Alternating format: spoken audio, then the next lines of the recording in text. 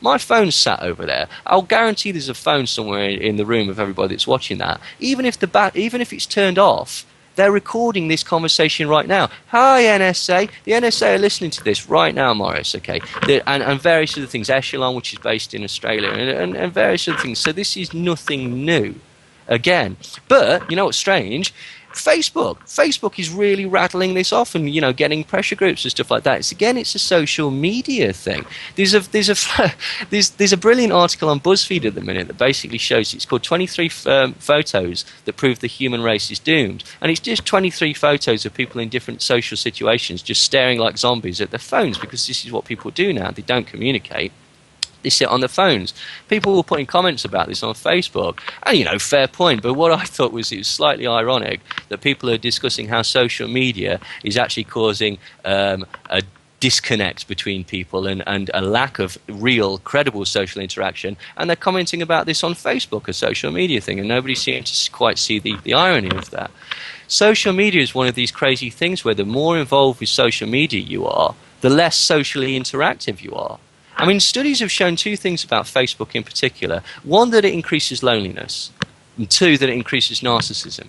Okay, and this is a fact. This is done through Harvard University, and the way that it increases both of these things is because essentially everybody lies on Facebook, and so you're sat there watching everybody's wonderful, fabulous, interesting lives, and you compare it to yourselves, and frankly, it's not that good. And so, you know, you feel like you're missing out. I'll take it a step further. Whenever you post something on Facebook, you slightly alter your perception. You want to present the best picture or the most interesting picture. You might subtly censor certain things. You certainly wouldn't put absolutely everything, like, oh, I made a right fool of myself, I was really unnecessarily rude to somebody today. You'd censor it, or you'd put it in an amusing way. Fine, fair enough, nothing wrong with that. However, subconsciously, sooner or later, you realize that you that you're presenting to the world is a conglomerate example of you. It's an expression of you, but it's not really you. Okay? Sooner or later, you would come to discover that this Facebook version of you has got 500, 600 friends, whereas the real version of you has got 5, 6 friends that you interact with in real life. And so subtly, what's that telling your subconscious is that this manufactured version of you is more popular than you. Do you see what I mean? And so it's really, really bad. I'll take it a step further. Facebook is addictive, like gambling. Okay. Social interaction. This is why people are so interested in gossip and stuff like that. In experiments, if you give a chimpanzee a picture of the alpha male from the group and a bowl of food, he will ignore the bowl of food and he will forego food just to look at the photo of the alpha male. Sounds crazy, no? This is because you can get important information from this. If you can be a bit like the alpha male, then you can be a bit like the alpha male. And if you're like the alpha male, you're more likely to survive than, you know, the runt of the litter, for example. So this is why social information is very, very important.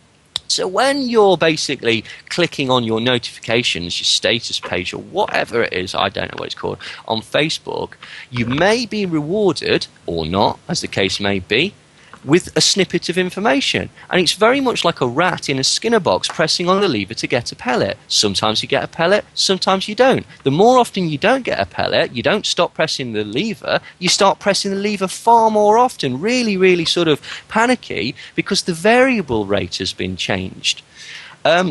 Furthermore than that, I'll say that if you put a status update, you write something in Facebook, that's the equivalent of whacking down £100 big stakes in a poker game, because you're gambling with your intelligence, your social interaction, and you might be rewarded by lots of likes or lots of conversation or lots of people going, oh wow, that's a really clever thing. I know, yeah, and that justifies you as a person. On the other hand, it might not happen, and therefore, you know, you're left in a sort of social disorder. It causes a schism. Certain games on Facebook, like Farmville and stuff like that, require you to stay on them. If you go off them, your crops die. Not only do they require you to stay on them to continue playing the game, but often they want you to coerce other people to be involved in this game. Okay, and then they have to sit blindly at their computer screen. tapping away. Otherwise, they lose. Well, that's brilliant. That's like people are scared about a zombie virus. That is a zombie virus, but it's spread through a computer. Well, I'm pretty much wiser now. I don't really do any of the social media. I've got a Twitter account, but I'm terrified of it. But it does seem like a Western tool that is used to cause disruption in Well, so countries. Well, there was another thing that I wanted to say. Every time there's an election or sort of a hint of an election in Iran, you get Twitter feeds and riots starting. Again, this is all nonsense. The two things that I forgot to mention is Syria Girl, not the Syria Girl that you spoke to. She's brilliant. Tom McMaster. This was a guy that, and I've spoken about this before, he was in The Guardian. He basically pretended to be a lesbian living in Syria, talking about how oppressive the Assad government was. Turned out he was a CIA agent named Tom McMaster that was living in Scotland. And again, so this is it. And then when Libya was happening and when the first incursions of the rebels in Syria was happening, we're getting all these YouTube videos that are coming out.